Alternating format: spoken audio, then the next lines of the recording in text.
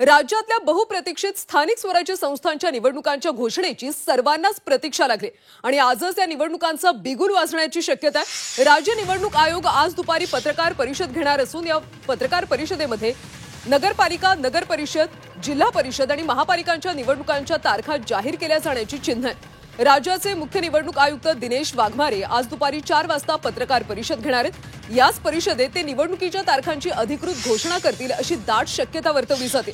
सर्वोच्च न्यायालयाने स्पष्ट निर्देश दिलेत की मुदत संपलेल्या सर्व स्थानिक स्वराज्य संस्थांच्या निवडणुका 31 जानेवारी 2026 पूर्वी पूर्ण करणं बंधनकारक आहे। या पार्श्वभूमीवर राज्य निवडणूक आयोगावर आता वेळेचं बंधन आलं असून निवडणुकीच्या तारखांची घोषणा होण्याची शक्यता आज सर्वाधिक आहे।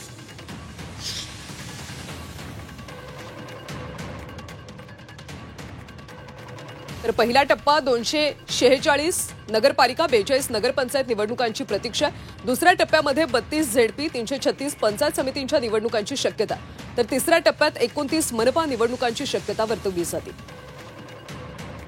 डिसेंबरमध्ये झेडपी, जानेवारीमध्ये मनपा निवडणुका होतील अशी शक्यता आहे। आजच्या पत्रकार परिषदेत मतदार यादी घोळावर सुद्धा निवडणूक आयोग बोलेल अशी शक्यता आहे।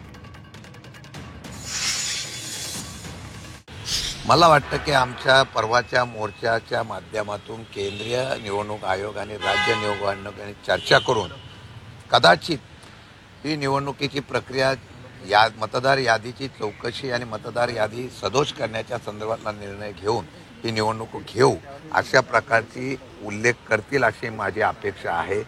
तशी जर झाली नाही तर मग ही असलेले निवडणूक आयोग हे सरकारचा बाहुला आहे। आम्ही वारंवार सांगतोय की केंद्र सरकार, राज्य सरकारच्या आणि सत्तारूढ पक्षाच्या माध्यमातून या निवडणुका आता लोकशाहीच्या मदतीने नाही तर आपण कशा प्रकारे जिंकू शकतो अशा प्रकारची स्ट्रॅटेजी करून ह्या निवडणुका घेतल्या जातात असा आमचा आरोप आहे। यावर शिक्कामोर्तब होईल।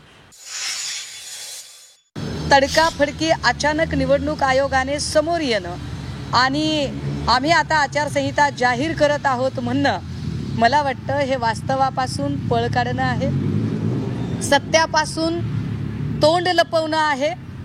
निवडणूक आयोग सत्याला सामोरे जाण्याची हिम्मत ठेवत नाही।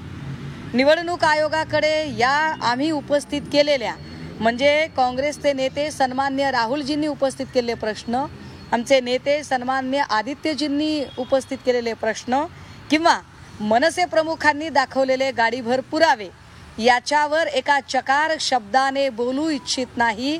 याचे दोनच अर्थ होऊ शकतात, एक यांनी सत्य मान्य केलेलं आहे आणि दुसरं यांच्याकडे कुठलंही सप्रमाण स्वतःची बाजू मांडण्यासाठी असं काही नाही।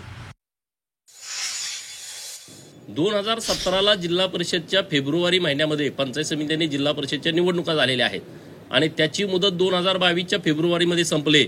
2023, 24, 25 आणि आता 2 महिन्यानंतर परत फेब्रुवारी येतोय 26चा, म्हणजे 4 वर्ष झाली स्थानिक स्वराज्य संस्थांमध्ये लोकप्रतिनिधी नाहीत। महानगरपालिकेची तीच परिस्थिती आहे, नगर परिषदा, नगरपालिकांची ती परिस्थिती आहे। एका बाजूला तुम्ही म्हणत होता की निवडणुका व्हायला पाहिजेत, आता निवडणुका होणार आहेत अशी परिस्थिती झाली तर म्हणतात निवडणुका घेऊ नका। म्हणजे अशी दुटप्पी भूमिका हे फक्त आणि फक्त हे महाविकास आघाडीवालेच घेऊ शकतात। दुबार नोंदणी असेल काय असेल तर त्याबद्दल आमचं कुणाचंच मत नाही ना, कुणालाच असं वाटत नाही कुणाचं दुबार मत असावं। या भूमिकेवर ठाम आहे आम्ही। जर मतदार यादीमध्ये घोळ असेल, चला आम्ही म्हणत होतो आता भारतीय जनता पार्टी म्हणते, आम्ही त्याचं सकारात्मक स्वागत करतो अशी शेलांच्या भूमिकेचं।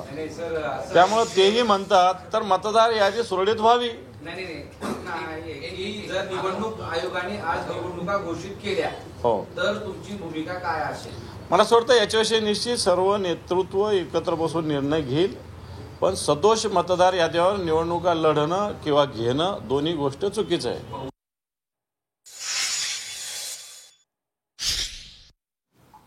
एक फेक नरेटिव्ह, एक चुकीचा विमर्श जनतेमध्ये टाकण्याचा प्रयत्न करताय। महाविकास आघाडीचे नेते हतबल आणि पराभवाच्या मानसिकतेमध्ये ऑलरेडी आलेले आहेत। त्यांनी हे सर्वेक्षण केलं आहे महाराष्ट्राचं, त्यांनी आपल्या एजन्सी मार्फत सर्वेक्षण केलं आहे, त्यांना हे माहिती आहे की 51%च्या वर मतं घेऊन महायुती जिंकणार आहे. मुंबई महानगरपालिका असेल, पुणे असेल, सारं जिंकणार आहे. आणि ते काय सांगतात आहे की यादी ही चुकलेली आहे. माझ्यासमोर हा प्रश्न आहे की ज्या यादीवर लोकसभा निवडणुका झाल्या, ज्या मतदार यादीवर महाविकास आघाडीने 31 सीट जिंकल्या लोकसभेच्या, तीच मतदार यादी विधानसभेला होती. तीच मतदार यादी नगरपालिका महानगरपालिकेला असणार आहे. काही नवीन तर यादी तयार केली नाहीये.